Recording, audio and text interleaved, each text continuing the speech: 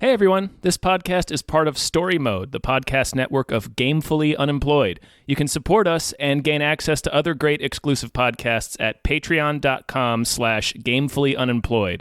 That's patreon.com/GAMEFULLY unemployed, which is spelled like it sounds.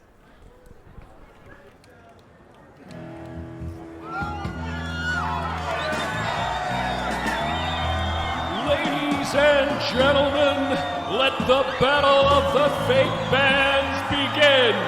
10, 9, 8, 7, 6, 5, 4, 3, 2, 1, 0.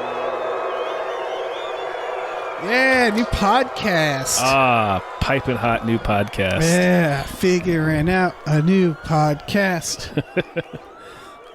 Don't know how to begin. Oh, man. 45 minutes of prep work. Yeah. Before we pressed record. Hey, everyone. Hello, everyone's. My name is David Bell. My name is Tom Ryman. Welcome to The Battle of the Fake Bands. Woo! Woo! Yeah, we did it. Woo! You know? Folks, this is a 3-episode podcast mini-series where we go through all of the fake bands we could think of from movies and TV of all genres. Yeah, by fake we mean fictional. They're actual musicians writing and playing these songs. And I'm going to go ahead and say right now, sorry we forgot the one you're thinking of. I'm not. Too bad. Okay. I'm not sorry. There's 100 fucking bands on this list. That's true. Big shout out to our podcast producer, Matt Osborn. Woohoo! Or on Discord, Big Oz Country. Either one. Sure. Apparently. Yeah. Matt, was like, do it. And we did. And this is it. Do it for me, Big Country. Yeah. So we have a bracket system. We're going to be going through. Hopefully we'll share the brackets. We sort of shared the brackets already. We're going to go genre by genre, and we're going to just talk about each lineup and kind of feel out which one is the better band. I'll say this right now. This is going to be extremely difficult. Yeah, there's going to be some close calls here because we're judging not only by the quality of the music performed by said fictional band, but also like how cool the fictional band is and like the movie surrounding them. Right, if the movie's really well known or like really like a really successful film or like a really iconic film, it's going to be tough. Yeah. I don't know. Should we just get started? I don't know how long this is going to take. Yeah, so we should probably. I don't know how much bullshit we need to spin. I don't think we need to spin any bullshit whatsoever. All right. Well, let's start with we just get to the meat.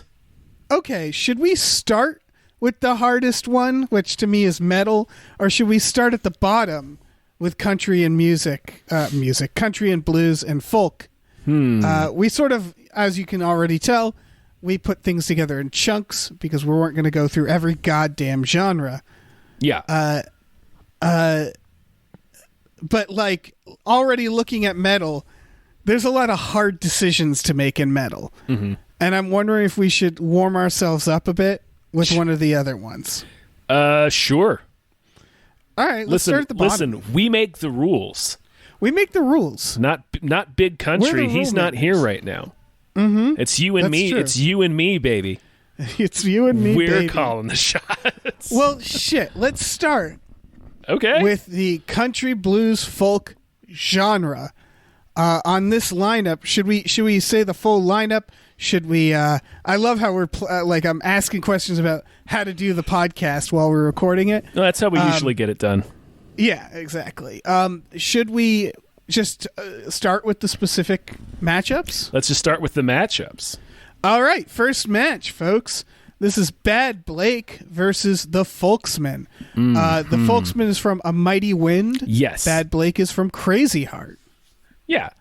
Now, Tom, first question, have you seen either of these films? I've seen A Mighty Wind. Okay. We should probably note we've listened to these bands. We've listened to we've listened to all the songs, or at least one song for each band.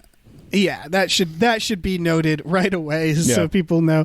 But like we wouldn't have seen all the songs necessarily, or fuck's sake, all the movies necessarily. Use your words. Look. Shh. Anyway. No, don't look. Listen. Listen. The Battle of the Bands. You fucking scumbag. So I hadn't seen Crazy Heart, and watching the live performance, I knew Jeff Bridges. Yeah, was like the country guy. Yeah, I was absolutely shocked to see Colin Farrell come skittering out on stage. Yep, comes and start galloping singing as on well. stage like a spirit. I don't know the context. I'm sorry. Like the spirit of country music. Yeah, and then they're rocking together. I will say I'm not a fan of country. I really enjoyed Bad Blake. Yeah, no, it's a good song. It is a good song. That said, personally, I grew up with a lot of folk around me, and the folksmen I think are delightful too. Here's the distinction I'll make. One, the folksmen, that's the bit where Christopher Guest goes like, "Well," Yeah. It fucking destroys me. Old Joe's Place, like that song is fucking perfect. Yeah, and they're all like ripping it up, man.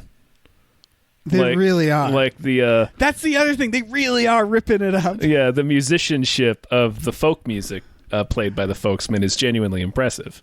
It's fucking great. Yeah. And like, by the way, we can't play any of the music. People are going to have to follow along somehow. Yeah. Because of the way podcast works. Yeah. I think we could play like 5 seconds of each song or something, Right. but that's just not enough. We're not you big city lawyers.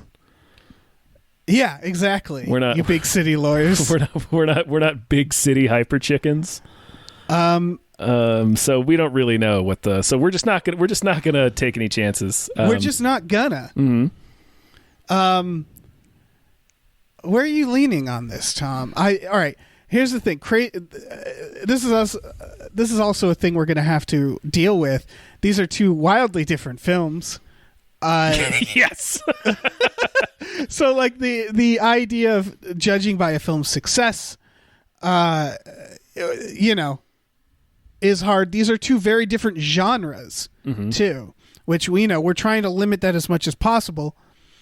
I'm going to go ahead and say that I prefer the Folksmen over Bad Blake. That's interesting. The Folksmen I get more enjoyment watching folk music being played. Yeah. I wouldn't casually listen to the Folksmen while I was chilling out. I would probably listen to Bad Blake if I was just hanging out. Okay, here's the other issue. Bad Blake is clearly more successful, it seems. Right? You mean within the film? Within the film? It would appear so, yeah. Yeah, and the film is... Neither one of us have seen it. Yeah, I don't know if either film is more successful than the other. Obviously, they have different... they got different cred. A Mighty Wind gets a lot of cred as being a comedy. I feel like Crazy Heart was like an Academy Award type movie. Yeah, that's what Jeff Bridges won for. There you go. Yeah, I think we might have to give it to Bad Blake then, because I do enjoy the Folksmen more, but Bad Blake is. I feel like you're right in that. Well, no. Okay. I think the song might have been nominated too, if it didn't win. All right. Well, another criteria here. Is this about which band would we rather watch perform? That is an excellent question. Because I would go back to the Folksmen if that's it. Mm-hmm. What do you think? Should we do it based on that? A traditional battle of the bands is that we are watching these bands perform. That is also true. Yeah. And if we don't know the context around the band, which inevitably we might not. Okay, it did win for best song as well. Fuck. I feel like we have to give it to that. And here's the other thing, Tom. I think this bracket is already decided. Oh, you do? Which is why I'm like, I don't give a shit. Because I don't think either of these are going to win it. We'll see. We will see. Okay. Who do you want to give it to, Tom? I'm going to give it to Bad Blake. Okay. I don't know. Can we adjust the bracket? I don't think we're using a bracket. Let me click and we'll online find out. bracket. Well, while you're trying to figure that out, I know there's an edit this bracket option. You could click that, but I don't think they don't need to hear us troubleshoot this. Okay. Next lineup, Tom. Mm-hmm.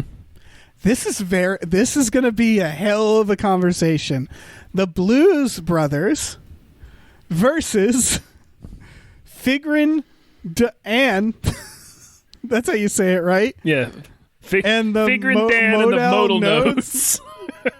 Otherwise known as the Mose Eisley Cantina Band.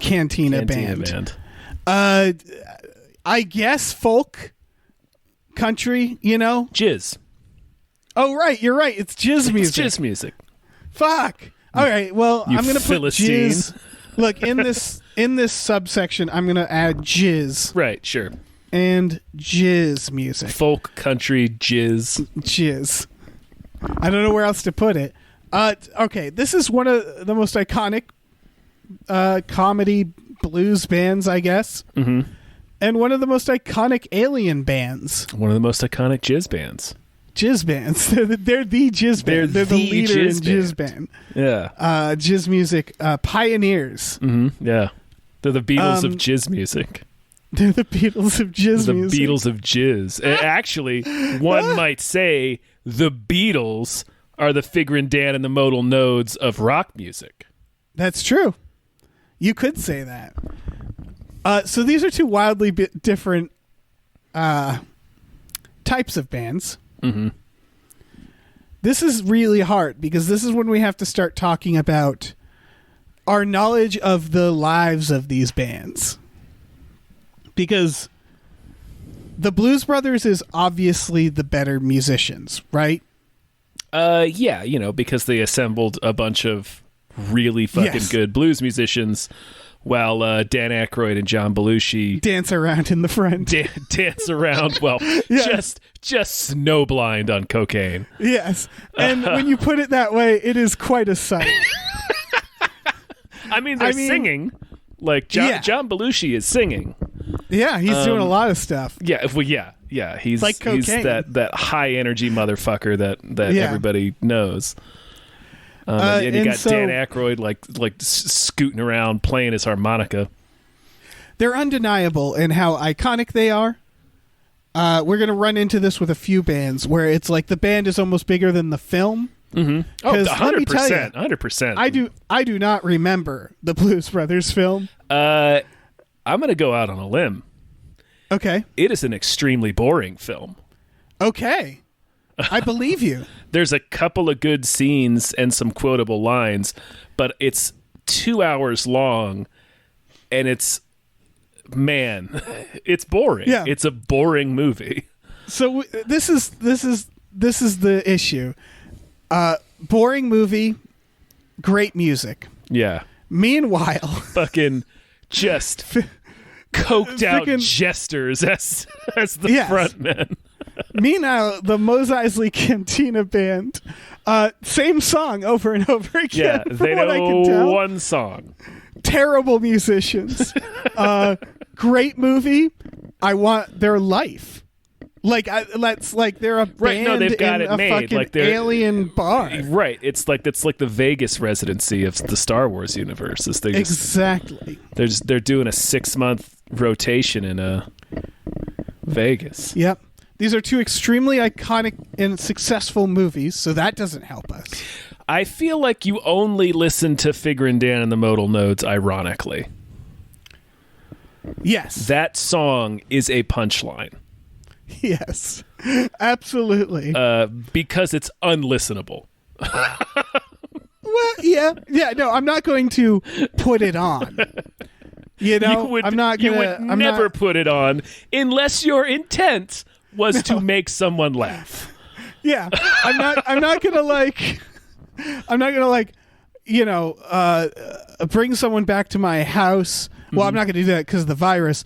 But try to romance them and put on the Mos Eisley Cantina Band. I mean, I'm gonna do that now that I said it out loud. Yeah, well, now you have to. You do it ironically, right? Exactly. You set up the candle at dinner. You know, you have the roses on the table, and then you go over to your iPod shuffle. Yeah. To set the mood, and you start the Cantina Band song because you want to be like charming and funny, and then you fucking turn it off after 5 seconds and put on a real song. Right. Or you commit, turn it on, crank that shit up, and sit down and quietly stare at them. You sit down and just start shoveling food into your mouth. Head down, not paying attention to them at all. Just sat frantically, desperately wolfing it down while the cantina music plays. For the record, I wouldn't put the Blues Brothers on either. No, hell no. Scenario. No, you're right. You'd put Rick Astley on. Yes. The band is bad. It's a bad band. It's a bad band. So outside of context of like the movies, if I was watching a band and the Blues Brothers came up, killed it, and then these assholes scuttle on stage, these and it was motherfuckers drag their fucking testicle skulls on stage and hammer this bullshit out. Do we have to disqualify? Do we have to go with the Blues Brothers? Yes. Is the question here? Okay. Yes. All right. Fine. Next lineup then. Bad Blake is now facing off in our third little bracket against the Soggy Bottom Boys. This is genuinely tough. Really? I think so, yeah. Not for me. I'm instantly going with Soggy Bottom Boys. That is fair. That's fair. Yeah. If you don't remember, the Soggy Bottom Boys is the band from Oh Brother Where Art Thou? Man of Constant Sorrow. And if you remember, that was all over the fucking radio. Fuck yeah, it was. It was a I think it exceeded the reach of the film. The reach of the film. Yeah, that's why it's like, well, shit. Kind of have to go with that. That is right. That is a powerful argument. Yeah. However, for the record, I'm looking up who recorded it. Dan Tyminski. It was originally supposed to be done by George Clooney, and Wikipedia is very nice about saying, however, it was found that his recording was not up to the required standard. He was bad. He can't sing. He was bad. He can't sing. Yeah. And that's fine. He's George Clooney. He doesn't need to be able to sing. He doesn't need to be able to sing. There is an asterisk here because Man of Constant Sorrow is a traditional blues song. They did not write. They did not write it for the film. It's like 100-year-old song. Well, I'm going to say that's going to come up a lot. Probably. See, fucking the Lone Rangers and Airheads. You know, like there is. Yeah. There is going to be songs that weren't written for the movie. Mm-hmm. Well, so I'm going to bring in another because we haven't really addressed it as much up until this point. I think. And of course, neither of us have seen Crazy Heart, but I think the Soggy Bottom Boys are way more interesting than Bad Blake. Yeah, and what do you mean? Just their whole journey when they got up to recording this song. Yes, that's the other thing. They are escaped convicts who perform a song as a grift. Mm-hmm. They perform when they perform it live. It is thrown together, and it is amazing. Imagine what would happen if they actually had sat down to plan anything. Mm-hmm. So the fact that it's a blues standard makes that scene make more sense. In case you didn't know that, because otherwise it's like they're just making up a song on the spot. It's like, well, no, this is a song they all know. They're just doing it. Right. They're just doing an awesome version of it. Yeah. There is a little. I'm not going to use this for points because also Jeff Bridges is performing. So is Colin Farrell. Apparently, the songs are being performed. No shit. Yeah, You can- according to this. You can tell it's Jeff Bridges. Yeah, 'cause Colin that Farrell. voice is unmistakably his. Colin Farrell comes up there sound like fucking Alan Jackson. Right. And he's Irish. Yeah, I'm also seeing and Robert Duvall, who I didn't know was in this. I'm gonna have to see this movie. Of course, of course, Robert Duvall. Look at him. Yeah, Of course, that man I can can't- sing. Yeah, I can't stress enough how shocking it was to see Colin Farrell jump on stage. It wasn't like, of course, like he's in movies, you know. I just wasn't prepared for it. So like, I don't know if we can't really. I don't know if we can give points based on that because that's just going to be. I don't think so because that's a situational thing. Exactly, it's not the actor's fault. It's not the band. So I'm still saying Soggy Bottom Boys. Yeah, no, I'm going with Soggy Bottom Boys 100%. Okay, Soggy Bottom Much Fourth love bracket. to you, Bad Blake. We are both going to watch your movie. We are, but I'm sorry. Yeah, All right. I'm not sorry. All right, the Blues Brothers is facing against Dewey Cox, Dewey Cox. as in the Walk Hard, Hard. Dewey Cox. I haven't seen this movie, which I think will surprise some people because everybody's seen this movie, and people like it. Yeah, no. You're trash. Thank you. I don't understand how our partnership has lasted this long and you haven't seen Walk Hard. The thing about Dewey Cox is only like his first song is a country song. Like it spans every genre of music. Like he's got a hit in like every genre pretty much. Right. Because he's supposed to be Johnny Cash, and then he's like the Beatles, and then, you know. Okay. He does like punk rock stuff. How does he compare? I've listened to a few songs. It sounds like it's hard to put him against the Blues Brothers. At least we have two like comedic music performances here. Mm-hmm. But it seems like the Blues Brothers are just so fucking iconic that I can't not allow them to blow past Dewey Cox. Right. Like the songwriting in Walk Hard is very impressive. They're all just doing essentially mimicries of what artist he's supposed to be parodying right at the time in the movie. So like Walk Hard sounds like a song Johnny Cash would have written to the film's credit. And it's certainly not a bad song. Right. But it's the fucking Blues Brothers.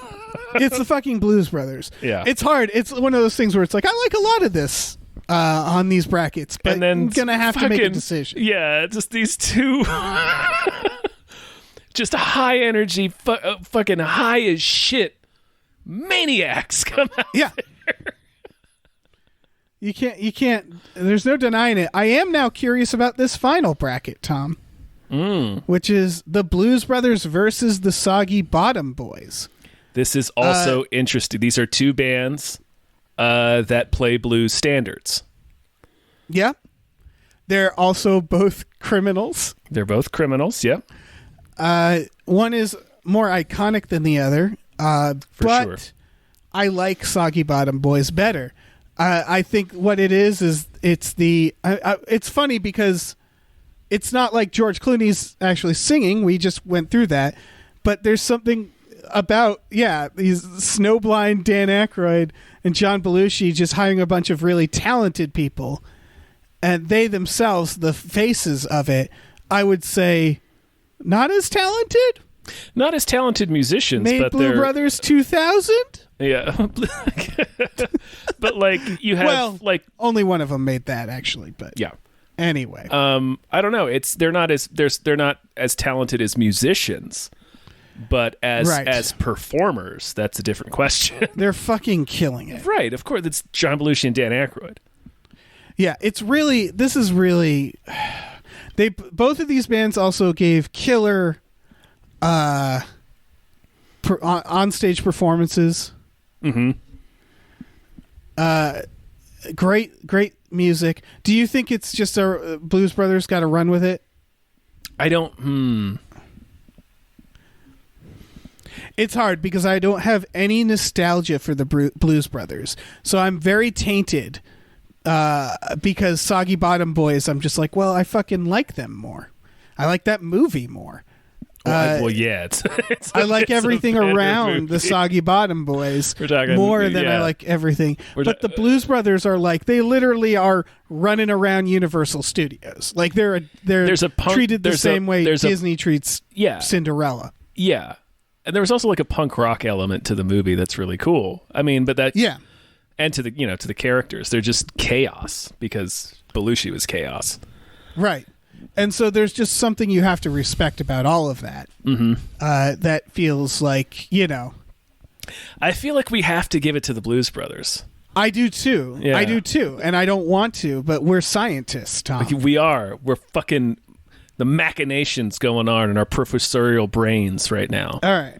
I'm going to put the Blues Brothers down. They win.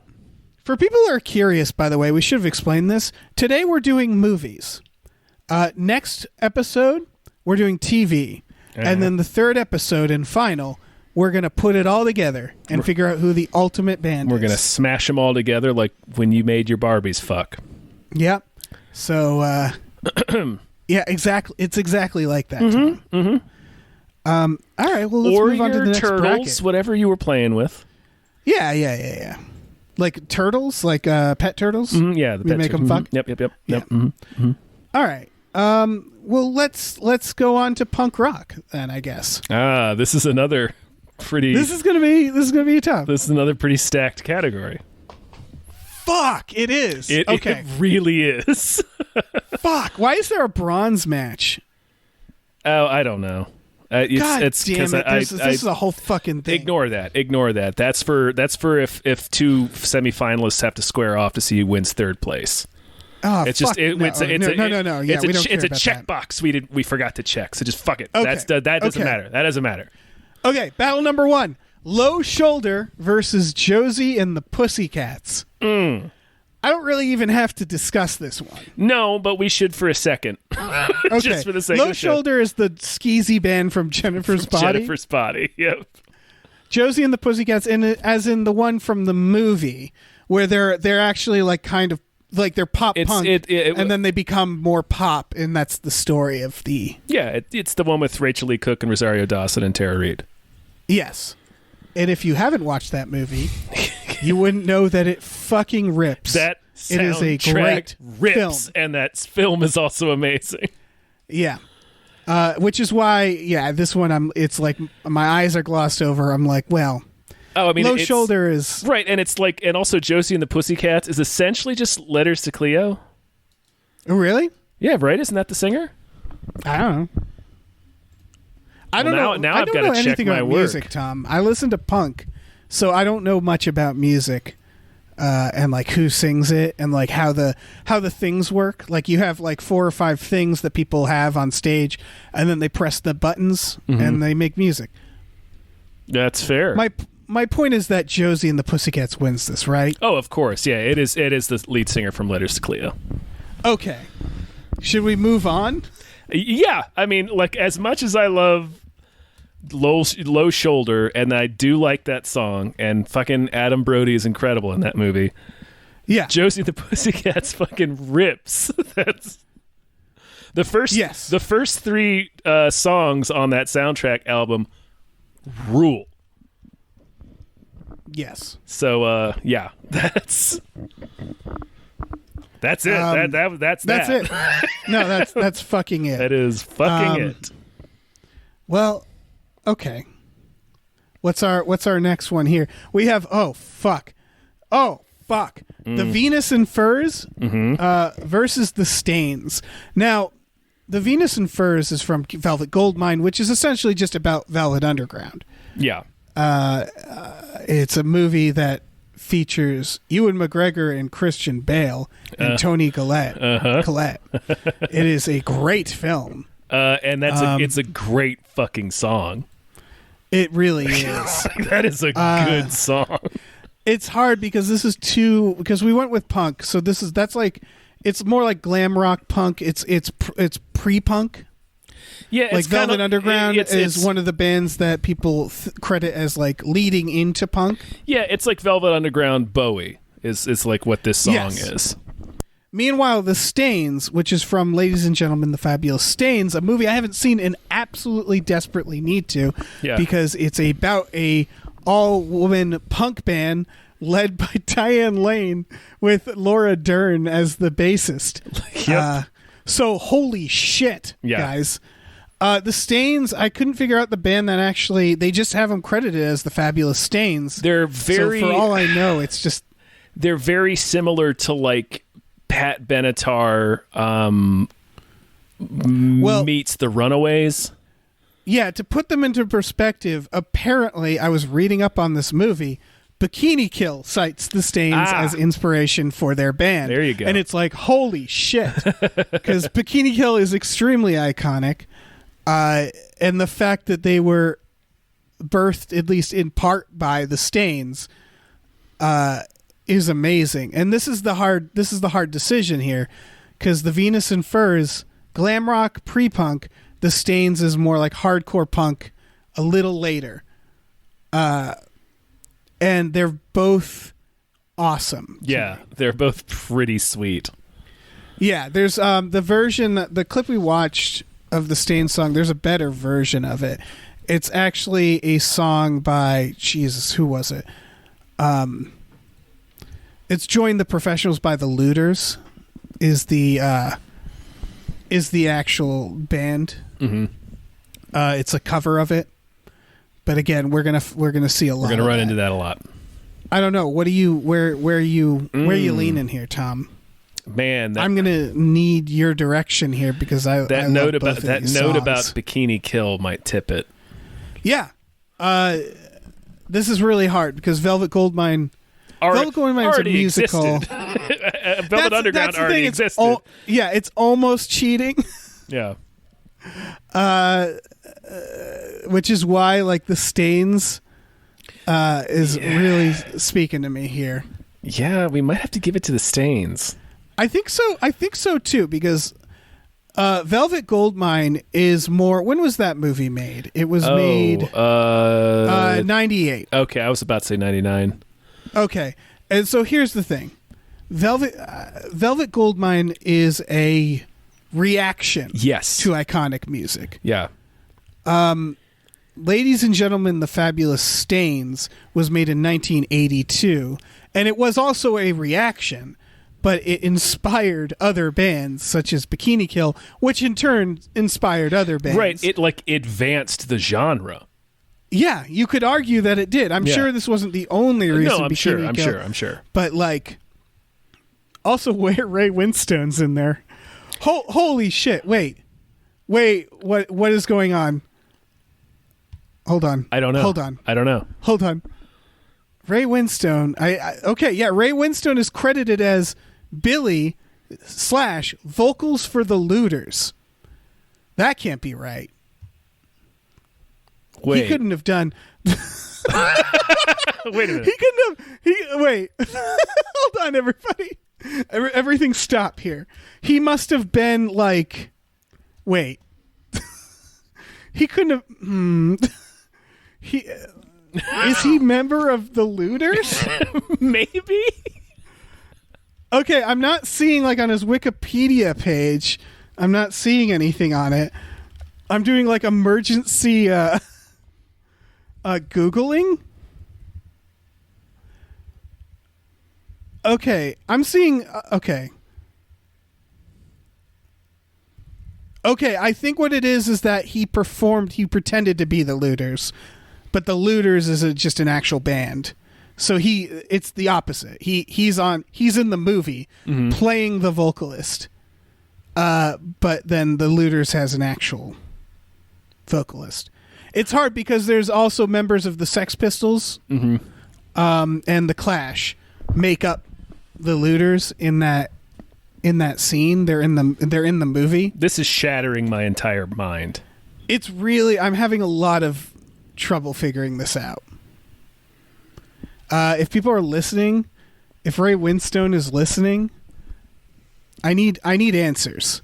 But definitely the scene involves actual members of the Clash and Sex Pistols on stage with Ray Winstone while Laura Dern is there. This is like a dream. It's an hallucination. I have to see this movie.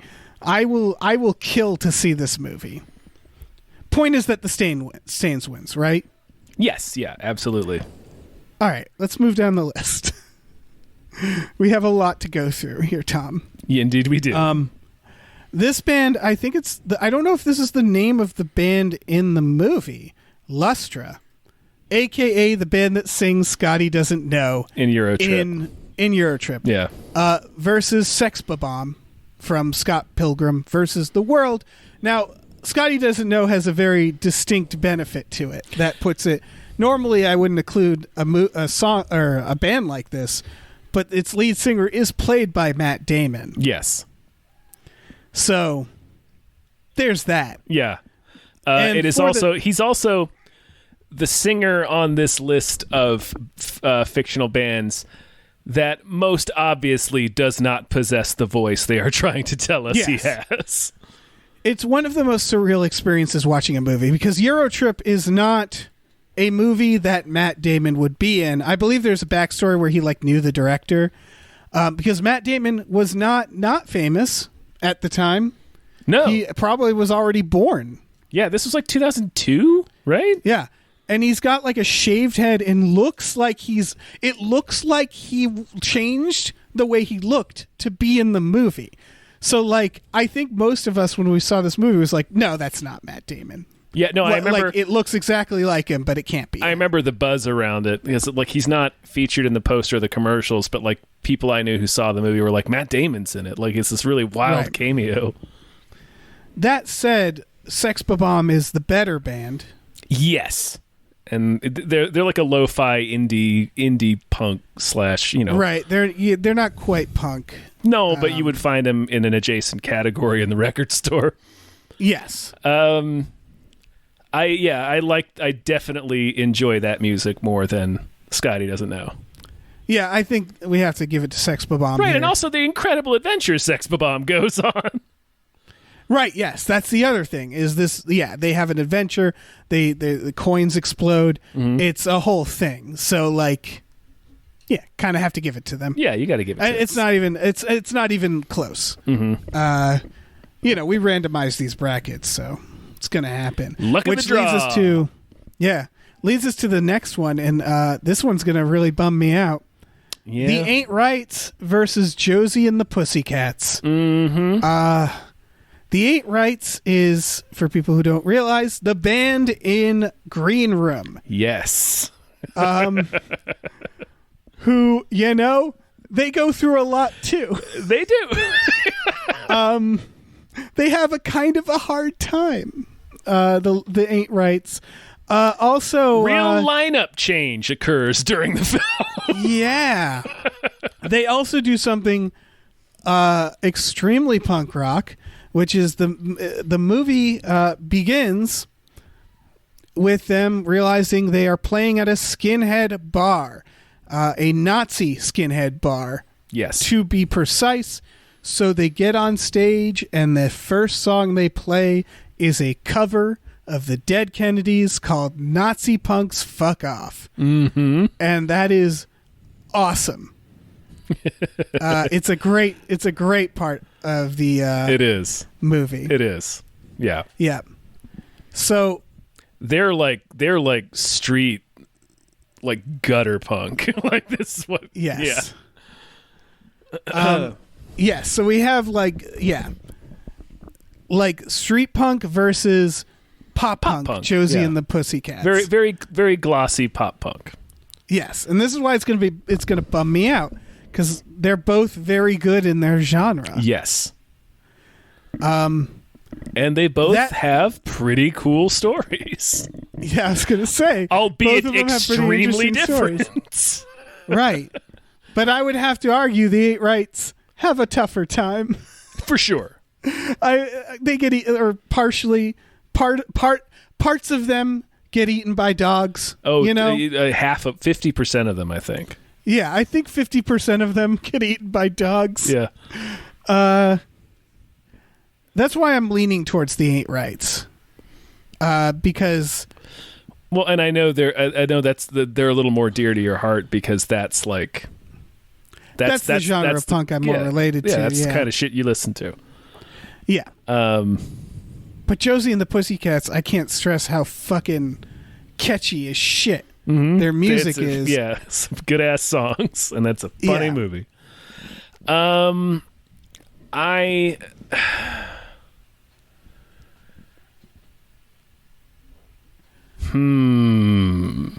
know, Tom. This is a hard one. Because technically Josie and the Pussycats is the better band. Yeah. We're taking into account story and stuff like that. I would say The Ain't Rights has a better story in a better movie. Well, it's a very different movie. It's a very different movie. Yeah. Yes. You don't watch these two movies for the same reason. You can't really compare them because, like the bands themselves, they're both very good in their respective genres. Yes. I hate this decision. This is a tough one. Yeah. I mean, what are you gonna say? Like the dipshit teenage punk in me is going like, the Ain't Rights, but like the refined adult in me is like, well, they're both very good. Yes. I'm gonna say I don't think either of them will win the final thing. Oh, interesting. Okay. Let's go with. I mean, if you think one of them has a chance, then we should pick that one. If you're looking at one of these and thinking, well, one of them might be the winner, and you have a thought of which one, I thought Josie and the Pussycats might have a chance. Well, then let's advance them. All right. Based on that idea. Yeah. Because if you think they have a chance more than you think the Ain't Rights do. Yeah, because they have more enough. have more songs, you know what I mean? And it's like we don't know as much about the Ain't Rights. We don't know as much about the Ain't Rights. Yeah, we get to hear them. And they're not going to be touring anytime soon. No. Yeah. They're the Ain't Alives. Yeah. The Ain't Uprights. Spoilers. The Ain't Uprights. Oh! All right. Yeah, and their surviving members not going to be picking up a bass anytime soon. Oh, no. All right. Bringing it to the Stains v. Sex Bomb. Now, this actually doesn't feel hard for me if we're going by the movies. Because Sex Bomb, as we talked about in our We Just Watched, their lead singer's kind of a D-bag. Versus the Stains, which is like, they got Laura Dern over there. They do. Did we agree that the lead singer was kind of a D-bag? Scott Pilgrim. Oh, no, sorry, not the lead singer. They're guitarist. They're Scott Pilgrim. The Scott Pilgrim of the group. Scott's the bassist. Whatever. Steven Stills is the lead singer. He sings too, Scott. Scott does some backup stuff, but... Look, these are just words, Tom. Just saying words. Yeah. What do you think? Do you agree with my logic? I don't know.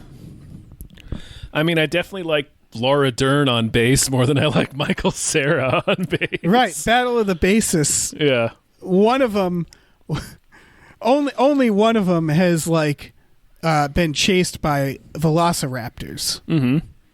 Yeah, only one of them has an Academy Award. That's true.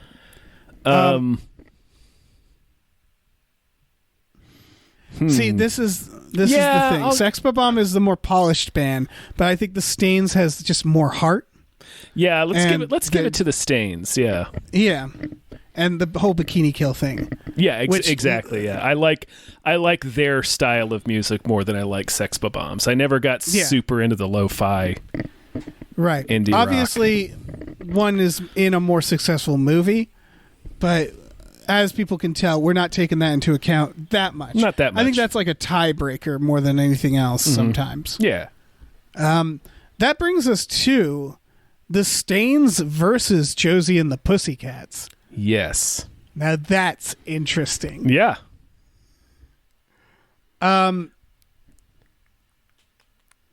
It's just the music. It's two different styles. It's two different And styles. It's two different styles. Yeah, my argument remains for Josie and the Pussycats that the movie is just so darn charming, and those songs are so flippin' catchy. All right. But then you got the Stains, which is Diane Lane and Laura Dern fucking influencing Bikini Kill. Yeah. If we're talking about the punk genre, I easily go to the Stains. Yes. Yeah. If we're talking about who has a better chance to represent this genre in the main tournament, I would say Josie and the Pussycats.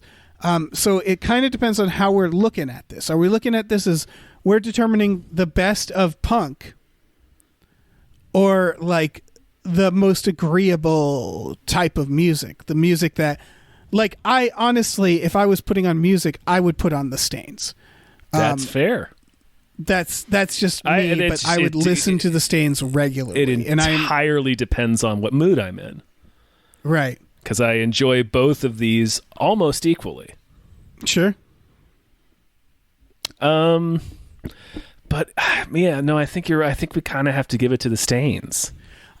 This movie that I haven't seen. Yeah. This band, I kind of need to give it to them. Yeah. Because watching folks, most people listening to this are like, "What the fuck are the Stains?" Yeah. Go Google it, watch it, and you're like, "Shit, this is like a punk band." Probably because it is. But it's just like, where did this movie come from? Maybe I'm uncultured, but I think we got to give it to the Stains as the point here. All right. You've never wanted to, you never knew you wanted to see Diane Lane and Laura Dern together in a high school band, they're both teenagers. It's essentially what this is. Yeah. It's fucking just wild. Fucking Laura Dern rocking out on a bass. Put that in your mind. To watch this. Yeah. It's undeniable. They cannot be denied. Mm-mm. They're the Stains. They shan't be. They shan't be. They shan't be. All right. Well, we're moving on then. All right. To like rock indie-ish. Pop. Generic. Okay, Dave. Mostly rock. It's mostly rock. But looking at this lineup, I'm like, some of these could go either way. I think people are going to get bothered by how we genre these, right? Yeah, well, whatever. I mean, we did the best we could to make this a manageable podcast. Yeah, and you know what? They can fucking deal with it. They already have in their head, for free, the Mos Eisley Cantina Band being played while we scarf down food in silence. We crush food during a horrible date. Yeah. All right. Well, this first lineup is very interesting. This is the Hong Kong Cavaliers versus Weird Sisters. For people who don't know, Weird Sisters is the band in Harry Potter. Mm-hmm. They're the band playing at Hogwarts during the school dance. Hong Kong Cavaliers are from, what's it called? Buckaroo Banzai. Buckaroo Banzai, yeah. I don't know as much about the Hong Kong Cavaliers. Well, I'll tell you what. I like that song more than I like the Weird Sisters song. Yes. And also I it's agree. Buckaroo Banzai. I'm right there with you. There's some stuff to say for the Weird Sisters. One, it's the lead singer's the dude from Pulp, and then the guitarist and the drummer are both from Radiohead, so that's fucking crazy. In terms of talent, I think they win, but yeah, that's not. But then he's like singing about ogres and stuff. Exactly, they're really lame. It's like also they're really corny. They're playing like a high school dance, and I know there's like in the wizard world, there's only like 5 high schools, which seems like a problem. There's probably like 5 bands too. Yeah, in the wizarding and world. Like wizard band, they don't go to music class at Hogwarts. They really don't. No, there's no arts program at Hogwarts. Fucking curriculum is broken. Their songs are lame ass. Yeah, they're a bunch of corny assholes. I'll say it. Yeah, the Weird Sisters are corny as fuck. Fuck them. Yeah, fuck them. Hong Kong Cavaliers all the way, baby. All right, that we got through that very quickly. Mm-hmm. And now second lineup. This is also interesting. And will probably also be very quick. Yeah. Well, all right. Well, do we want to... You know what? I know they have this listed as the fifth one we're supposed to go through, but let's pit the Hong Kong Cavaliers versus the Wonders real quick. Oh, so we're going to have like a semifinals face-off already. All right. I just want to clean it up. Okay, fine. Is that okay? That's fine. Okay. We're running this ship. All right. The One-Eaters. The Oneaters. The Oneaters. Oneaters doing that thing you do. This is hard. Is for it? Me. Well, I like Hong Kong Cavaliers music better, but the Wonders is... It's that thing you do, and that song fucking slaps. Yeah. Okay. It's not that hard. It's not that hard. It's the Wonders. It's the Wonders. All right. We're like rushing. It's one of the most... This is going to be a top-heavy episode, but like... This isn't... You're right. This doesn't need to be debated. No. I just want to go on record and say that I would love to go to a Hong Kong Cavaliers show. Fuck yes. And Buckaroo Banzai is just like, it's awesome. Yeah, Buckaroo Banzai is awesome, and his crazy little... his wild-ass synth pop club band is great, but The Wonders is like one of the most iconic movie bands. Okay. The Wonders wins. Yeah. All right. Anywho, second one. Mm-hmm. The Reddles versus Autobahn. Autobahn is, if you recall, the band in the Big Lebowski. The Reddles being the Eric Idle Beatles parody band. Mm-hmm. So the Reddles is basically just funny Beatles. Right. It's goofy Beatles. Yeah. Autobahn, I mean... We discussed this. They don't believe in anything. Right. So these men are cowards. They don't believe in anything. They're cowards. So this is another one where I feel like this is actually a pretty quick one. Yeah. We're gonna powder their Autobahn's testicles with a bowling ball and advance the Ruddles.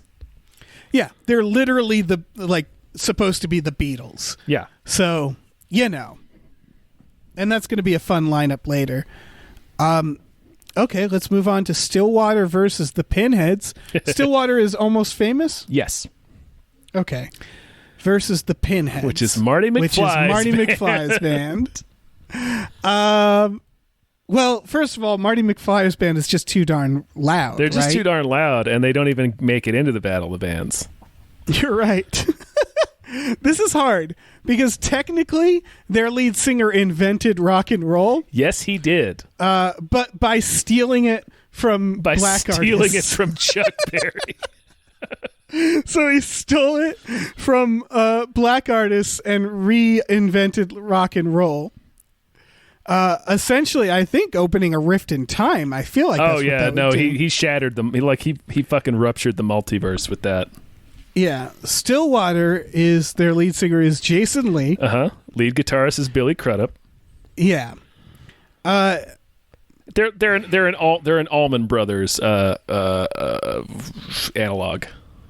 Yeah, I guess I'm just gonna be out with this. Is that obviously Back to the Future is the movie I love, but if we're judging them by I'm not gonna judge it by Marty McFly's Go Johnny Go. He's stealing that from Chuck Berry. Yeah. Just from the performance we see of the Pinheads, I don't want to listen to either of these bands. Yeah. I'm not interested in either, but Stillwater is technically the better band. Right. Stillwater is not a style of music I enjoy, but I can watch that band and appreciate and be like, oh yeah, these guys are pros. Right. The Pinheads are too darn loud, at least in that scene. Huey Lewis is right. Yeah. They're doing a cover of Power of Love, but badly. Right, he kicks over his dinky little practice amp and immediately creates a feedback loop. It's like, Marty, yeah, your band sucks. You're not Jimi Hendrix, you fuck. Yeah. I also love in those movies that they never entertain the idea that he's going to be a rock star, right? No. He sees his future and he's not into it. Right, because he breaks his hand in a car accident. Right, and they're like, oh, and he never played guitar, and it's like, I don't think it would have mattered either way. I don't think he was going to shoot the moon on that one, man. Yeah. All right, giving it to Stillwater. Just the way that Jennifer's like, and this demo tape is really good. You gotta send it to the record company. Oh, bless your heart, Jennifer. Which record company, Jennifer? The record company. Yeah, you know how the many unsolicited piece of shit cassette tapes they get every day. You take an envelope, you write the record company. You put your demo in, and then they listen to it. And they're like, "This is just the power of love." Yeah. But, and for the record, if Huey Lewis and the News was the band, they would win everything. Yeah, yes. But a bad Lewis cover. And the News. Yeah, a bad cover of Power of Love, it's awful. It's a terrible thing. This is a fun fact. I was combing through some old photographs when we were cleaning out my family's closet years and years and years ago. And I happened upon a photo of my stepdad, clearly like in his early 20s, like college age, just schmoozing with Huey Lewis at a house party. And I was like, excuse me. I'm going to have to ask you some questions here, What sir. is this? And they're like, oh yeah, Huey. It was like before he got famous. He used to play at a lot of our frat house parties. Like he was just he was just around San Diego when my stepdad was in college. So he just has this cheesy Polaroid of him with Huey Lewis at a fucking house party. Incredible. And what's funny is it was like, at the time, like now it's like I don't know, like a 40-year-old photograph almost. But like at the time, it was like a 25, almost 30-year-old photograph, and it's still unmistakably Huey Lewis in the photograph. Yeah, that's like watching Sphere. I think the first time I watched Sphere, I was like, is that Huey Lewis? Like you only No, it can't be, right? That can't be Huey Lewis. It's like you only see him from profile, and it's like, that's Huey Lewis. Yeah. Why is that Huey Lewis? What's going on? Happening? Are people Am I already having a manifesting their thoughts? Has the Sphere already happened? That's what it was. Dustin Hoffman's got a headphones on. He's just dreaming about Huey Lewis while he's Listening in his helicopter to ride. Sports. Just like, yeah. Oh, fuck. Fuck us. Huey Lewis in the News. Oh, man. All right. Yeah. Stillwater. Stillwater. All right. Next one is Infant Sorrow versus Hedwig and the Angry Inch. Yes. So, is it cheating that Hedwig and the Angry Inch is a musical? I don't think so. Okay. Because, it depends. This is going to entirely depend on how much you like the respective songs, I think. Yeah. Because Infant Sorrow is Russell Brand's band from Forgetting Sarah Marshall and Get Him to the Greek. And yes, a lot of those songs were written by Jason Segel, who is actually a very good piano player and songwriter. So a lot of the Infant Sorrow songs are pretty catchy songs. The writer for Hedwig is Stephen Trask, who you might know for he did the music for Dreamgirls, a bunch of stuff. Yeah, he has a lot of. But Hedwig is sort of, to me, an iconic musical. This is hard because we don't have musicals on here. Not really. I think this is the only one. But Hedwig is about someone starting a band. Yeah, right. Hedwig is about a rock star. Yeah. Who gets her music stolen by the fuck was it, Tommy Gnosis? I haven't seen this movie in almost 20 years. Same here. It's been a real long time for Hedwig. This is one where I kind of wanted to rewatch it. Yeah, I probably should. Listening to the songs, I really like the songs. Infant Sorrow. The more early Infant Sorrow, and this is coming from just Get 'Em to the Greek, and this is the whole point of that movie, like the stuff that sounded way more punk, I really like. Yeah. I also really like the music in Hedwig. Hedwig almost has, it gives me like the Blues Brothers feel where I'm like, it's more iconic. That's extremely true, yeah. Yeah. And that's why I'm leaning more towards that. Yeah, I personally like the Infant Sorrow songs more. Yeah, and I get that. Like even like they're all kind of well, some of them are funny. Like, but even like "Inside of You," which is a funny song, but like it's also a really good song. Like just its construction and the melody, you're like, that's actually a good song. Right. It has insane lyrics, but I'm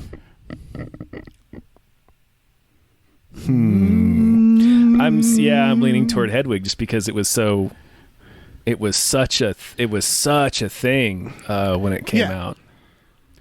Yeah, it's more. I realize now this should have been in the punk genre. Hedwig probably, but maybe because it's glam punk. It's rock. glam rock. Yeah, it's Iggy Pop. But yeah, I think I'm going to go with Hedwig as well. Yeah, let's go Hedwig. Okay.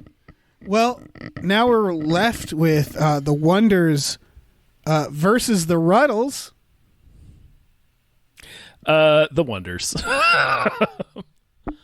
Okay. Yeah, I mean they're. No, I'm not going to fight you on this because the Ruddles, again, they're the pretend Beatles. They're fucking great, but they just did the Beatles.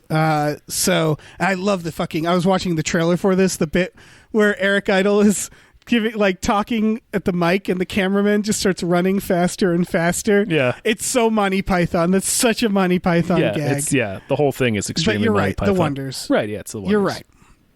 All right. Well, then we're up to Stillwater versus Hedwig and the Angry Inch. Mm-hmm. I have to give that to Hedwig. I tend to agree, both because I enjoy the music more and like Hedwig itself was a mini phenomenon when it came out. Yes. But then we're left with the Wonders versus Hedwig and the Angry Inch. Mm-hmm. I know which one I like better, but I do think the Wonders is probably the one, right? Same. The Oneater. Yeah, the Oneaters. It's the Oneater. It's weird because they're like old rock. They're like old-timey rock, which I didn't think would be the winner here. Yeah. But if you think about it in terms of the best fictional bands, it's got to be the Wonders for this. It's got to be the Wonders. Yeah. You're right. Fuck. Okay, I'm writing it down for our... It's sealed. We can never change it. Okay. Written in stone. Yeah. All right, we have two more genres to go. Indeed we do. This is a quick one. Yes. Maybe because we, I don't know, should have looked for more bands. Rap / hip hop. Our first. Ooh, I have an interesting thing to say about this. Let me hear it. Okay. I think we're going to have more fun when we get to TV, by the way, with this genre, because there's more to talk about. There's a bigger spread of bands on TV, yeah. All right. First lineup, Al Pacino versus B Rabbit. Yes. Al Pacino is Al Pacino. Chino. Oh gosh, I'm forgetting his Brandon Jackson. I forget the actor's name now. From Tropic Thunder. B Rabbit is the character in 8 Mile, played by Eminem. Controversial thought, Tom. Mm-hmm. While this sounds like an obvious one, B Rabbit didn't write Lose Yourself, nor did he perform it. Correct. B Rabbit chokes in a freestyle battle and then gets his ass kicked a bunch, has really fast sex with Brittany Murphy, and then does one good rap battle. Yep. So it's Al Pacino. Al Pacino wins. I'm not saying that's the better artist between the two performers. No, but we can't. You're right. I didn't fucking wins. Yeah, I didn't realize we can't give "Lose Yourself" to B Rabbit because he does not write it or perform it in the film. Yeah, it occurred to me that is just an Eminem song. That is an Eminem song. Fucking a good song. I'm not a fan of Eminem. Great song, of course. Great fucking trailer. I even will say good movie. I liked the movie. B Rabbit, not good. No, man. He's not bad. That fucking end. The end rap battle's amazing. Yeah, it's fucking great. But if we're talking about success, if we're talking about like Al Pacino is technically the better artist here, has way more fame, way more under his belt. These are Al Pacino. Yeah, these are all things I agree with. Yeah. All right. Well, next one here. I also think this is an easy one just because of ignorance. Threw on Postmaster P from Leprechaun in the Hood versus CB4 from the movie CB4. I guess we could have also technically put Wacky D on here. Which one's Wacky D? Wacky D's the MC Hammer analog from CB4. Oh, shit.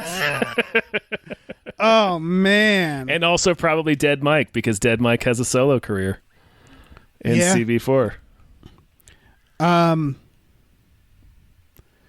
I mean, yeah. This is... Postmaster P is the leprechaun rapping, which, I mean, good God. The leprechaun rapping is pretty great. No, Postmaster P I don't think is the leprechaun rapping. I think it's a rapper in Leprechaun. Oh. Yeah, he comes into possession of a magical flute and releases the leprechaun. Oh. We couldn't find any fucking footage of him. So yeah, we just watched the clip of the leprechaun rapping. The leprechaun rapping, which is good too. Yeah, it's not bad. It's very, my name is Lep, and I'm here to say. Yeah, it is very much that. You are correct. But we'll see before you got straight out of low cash. Fucking, this is the thing, is that CB4 is NWA. Yeah, obviously, yeah. Also, I really like NWA, so therefore I like CB4. I like CB4, yeah. And that's where that ends for me. Sure. Man, I'm looking at other fictional rap artists. It really is like mostly on TV. It's very interesting. I can't wait to talk about MCP Pants. Oh yeah, obviously. Yeah. But yeah, fucking yeah, CB4, right? CB4. Yeah, it's CB4. No, man. And now that's childish. I don't want that no more. Now who needs it? Now we're faced with CB4 versus Al Pacino, and I know that CB4 are a bunch of posers. Mm-hmm. That's the point. Yes. But goddamn, I like their music more than Al Pacino. Yeah. What do you think? I think so. I mean, Al Pacino's an entrepreneur. Yes. He's got a lot of synergy across his different brands. That's saying something. His story is a lot more dynamic. The things he has to go through. Yeah. But as a band, watching CB4 perform Straight Outta Low Cash just makes me so happy. Yeah. And it also reminds me of a band, Leftover Crack. They introduced one of their songs with Straight Outta Low Cash, and I never forget that. And so I don't know. It's right, CB4. Yeah, I think it's CB4. Yeah. Okay, they're fucking great. Yeah, and then especially when we'll talk about some of the other. Okay, I'm writing down because they come out of also a a place in comedy that I like to call the like weekday afternoons on Comedy Central genre. Yo, 100%. Yeah, CB4 was part of that, and therefore part of me. Yes. All right. Well, let's get to our final one then. Indeed. This feels like it should have more bands on it. Well, again, when we get to TV. When we get to TV, you're right. Well, there's not that many in TV. There's one very specific one. That I think we're going to have a lot of trouble. I mean, we'll tell you the genre now, and you'll know what band we're talking about without us saying it. And you'll know that it might win the entire bracket. It's got a real strong chance of sweeping the entire bracket. Yes, but it's not on this list. Nope. This is for movies, and this is metal. Metal. Heavy metal. So, we're going to start with one of the hardest matchups here. The Lone Rangers versus Wild Stallions. Oh, holy man. shit. Oh, man. Shouldn't it be the Lone Ranger? What's the deal with that? You can't have more than one. They're lone. All right. Yeah, the Lone Rangers is from Airheads. Yeah. It's the band. The song, the only song, "Degenerated," is a cover of a song by Reagan Youth. Yep. Which is actually a punk song and a punk band. I would say the punk version's better, but this is a cleaner version of the song. Right. It's a more polished version of the song. Yeah, which when you listen to the original, you're like, no, this is how it should be. Yeah. Reagan Youth is a great band. All right. Wild Stallions is, of course, Bill and Ted's band. Mm-hmm. And I think we only ever hear them play "God Gave Rock and Roll to You," which is, I think, a Kiss song. Yeah, and then in the new in the new one, that's right. They have that. They have a pretty sweet song. Yeah, they do save reality like 3 times. Mm-hmm. And why do I have a feeling that's gonna make most of this moot? Right? Well, we'll see. We'll see. The Lone Rangers, I like the song better because I like the band they're covering. Right, because it's a cool song. Yeah. And I don't care about Kiss. But I do really like the song at the end of Bill and Ted Face the Music. Yeah. And they save reality. And they save reality. And that's they're Bill why and Ted. And they're Bill and Ted. Yeah. Right. I just realized we don't have the band from Wayne's World on here. Doesn't matter because I feel like Wild Stallions is going to fucking blast its Crucial way through. Taunt. Yeah. I mean, which is another cover. Well, yeah, but that version of Barroom Blitz is really fucking cool. That version slaps. It's so fucking cool. So cool. His eyes are as red as the sun. Tia Carrera kills that shit. So Wild Stallions wins, right? Yeah, I think so. Here. It's Wild Stallions. As much as I love Airheads and the Lone Rangers. This is hard because we're not pinning the movies, but you inevitably think about it this way. And I'm like, do I like Airheads or Bill and Ted better? And it's like I could never.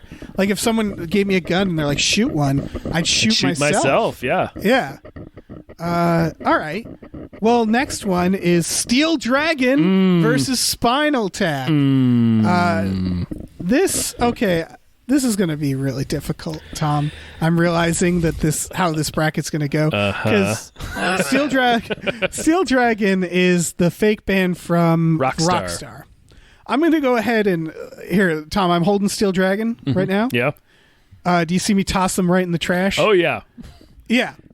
Get right in the fucking Steel garbage, Dragon. Steel Dragon. It's Spinal Tap, you ass. And Unbelievable ass. Yeah. Yeah, Spinal Tap is a real band, basically. Technically, yeah, which maybe means they shouldn't be on this list, but I don't know. This is I mean, it's like we didn't put Tenacious D on this list because that's very much a real band, right? Do we have to disqualify Spinal Tap? I don't think so because they were created for a movie. They were created for the movie, right? Yeah, that's Tenacious what I mean. D Is that was created such as an act. Right, Spinal Tap is such a successful fake band that they're a real band. Yes, and there's another band that is in this category in TV that is the same thing. Yeah, you're right. Oh my God, Tom! I just realized that this is going to be like the Star Wars trilogy. It's going to end so fucking dark and difficult if things go the way I think they're going to go. Yeah. I mean, listen, Spinal Tap wrote Sex Farm. One of the best songs ever written. So, right? Like that Tenacious D song, Greatest Songs in the World. They were singing Sex Farm. Yeah, tribute. Yeah. It's just a tribute. Yeah. No, I think they were actually, I think the gag is that they were singing Stairway to Heaven, but... No, it was Sex Farm. Obviously, it was Sex Farm. Yeah. Clearly, it was Sex Farm. Fucking Sex Farm. All right. Sorry, I'm laughing just thinking about the song Sex Farm. Spinal Tap wins. Yes. All right. Here comes... This is sad for me. For me, this is I know. This is the Wesley Snipes with the gun crying. It's a New Jack City meme. Yeah. All right. So we know we have to do. You got to kill your darlings, Dave. Yeah. Next lineup, folks, is Dragon Sound versus the Wild Stallions. Mm-hmm. Dragon Sound is the band in Miami Connection. The Miami Connection, a movie that takes place in Orlando. The Miami Connection, for people who don't know, is a movie that was made, I don't know when, fucked if I know when, but it was found like decades later. 1980 fuck, I don't know. Oh, yeah. It was found in the Alamo Draft House, and like I think they had it, and they played it, and they're like, this is fucking awesome. And so it just got this like huge resurgence. And one of the things about it, it's a movie about fighting ninjas. Mm. Dragon Sound has two major songs, which is Friends. Mm-hmm. It might be Friends Forever, I don't know. And Against the Ninja. They play on stage with like awesome red shirts that say Dragon Sound. They do kung fu moves on stage. Mm-hmm. In the plot, they are in fact ninjas. Mm-hmm. They fight ninjas. Mm-hmm. One of them meets his real father. There's a whole thing. Whole story about that. They go to the beach. They look at chicks. Mm-hmm. They all vaguely look like celebrities that they aren't. Great film. Solid picture. And one thing about Miami Connection, the soundtrack beyond these two songs fucking rocks. And so I can't stress enough how underrated Dragon Sound is as a fictional metal band. But folks, they are standing there facing Wild Stallions. Do we even have to discuss this? No. Yeah. It's the Wild Stallions, right. Man. Yeah. Which brings up, man, we couldn't have planned this better because we're on our last two bands, end of the podcast, and I didn't even realize, I hadn't thought about it, that it's going to have to be Spinal Tap versus the Wild Stallions. Yep. It is Spinal Tap versus Wild Stallions. So here's the thing. Now, all right, if we're going by what the band has accomplished, it's Wild Stallions. It's Wild Stallions, yeah. But if we're going by what the band has accomplished in real life, or musically, musically, it is Spinal Tap. And I think I have to go with my gut and my heart and say that's how we need to judge it. I think it's, unfortunately, and again, New Jack City meme, you got to kill your darlings. It's got to be Spinal Tap, right? It has to be Spinal Tap. Yeah.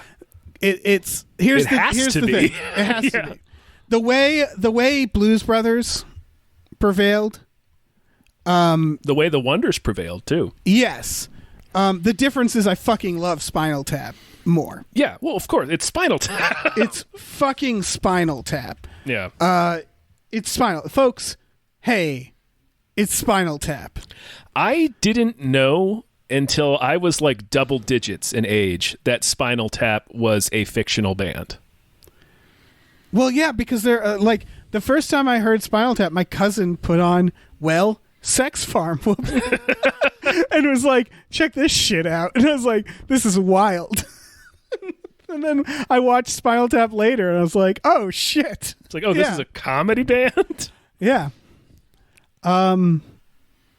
Yeah. Man. Yeah. It's how quickly you can be felled. Yeah, just depending on who you're matched up against. It wasn't even a contest. It's Spinal Tap. Yeah, and it's going to get a lot harder when we start talking about fictional TV metal bands in next episode. Yeah, we also have a shitload of rap and hip hop. Magnificent, for example. Yep. I'm going to have to. I think J-Rock's going to be on it. I don't know if J-Rock from Trailer Park Boys actually. Oh no, J-Rock's bit is that he sucks. That's the whole point. Well, J-Rock's not going to get far. Gangstalicious. Yeah. Jesse and the Rippers. Can't wait to talk about Jesse and the Rippers. Oh, gosh. The Beats, which, man. So this is all just a taste of next one. Dr. Fouquet's 100% Natural Good Time Family Band Solution. Come on, guys. Yeah, you're excited. There's a lot of shit, man. There's a lot of shit. I guess we're closing out. I want to thank Matt Osborn again for making this happen. This is a great Oz idea. Country. Big country. Big Oz Country. Good idea. It is a good idea. Matt wanted us originally to do something involving Warhammer and Robert Evans. And while I couldn't guarantee that as a series, I'm just going to tell you all now, I've been talking to Robert Evans about doing an episode. Yeah. So look forward to that. But for now, you all should check out our Patreon at patreon.com/gamefullyunemployed. We have exclusive podcasts there, like Tom and Jeff Watch Batman, and Fox Mulder is a Maniac. We have tiers where you can watch movies with us every Friday night. And tiers where you can make your very own podcast, just like this one. Big Oz Country did. Yeah.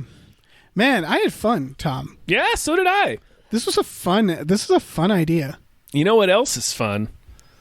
Drugs. Buying things from our store. Those two, but also drugs.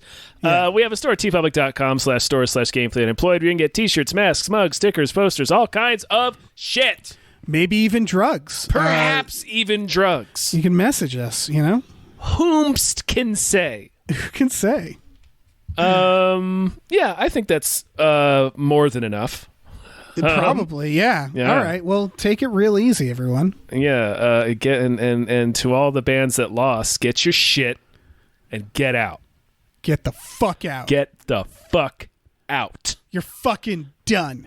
You're finished in this town. You garbage. You garbage, kid.